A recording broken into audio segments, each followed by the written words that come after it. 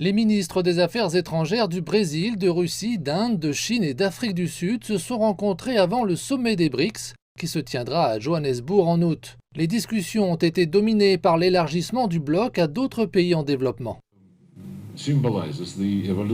Les BRICS symbolisent l'évolution du monde multipolaire dont on parle très souvent et de plus en plus. L'attrait de plus d'une douzaine de pays pour les BRICS en témoigne. L'Arabie saoudite, l'Égypte, l'Algérie, les Émirats arabes unis et le Bangladesh ont tous tenté de rejoindre le groupe dans un contexte de tensions politiques accrues et d'inégalités croissantes. C'est un travail en cours, nous devons conseiller nos présidents pour le prochain sommet en août à Johannesburg. Et nous continuons d'étudier la question. Nous avons discuté d'un certain nombre de normes ou de questions différentes qui devraient être soumises à la discussion.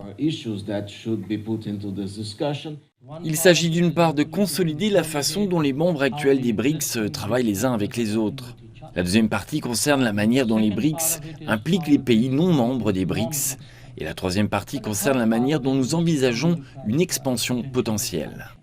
Les BRICS ont commencé par regrouper les marchés émergents à la croissance la plus rapide il y a près de 20 ans. Mais ils se développent rapidement en tant que force économique et politique qui s'attaquent à la domination occidentale.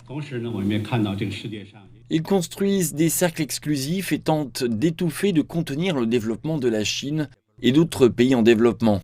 Avant tout, ils ne veulent pas permettre aux pays en développement d'atteindre le développement ou la prospérité économique. C'est tout le contraire de ce que font les BRICS, à savoir se renforcer eux-mêmes. L'un des cadres supérieurs de la nouvelle banque de développement a présenté à notre réunion le travail effectué par la banque qui étudie l'utilisation potentielle de monnaies alternatives aux monnaies internationales actuelles.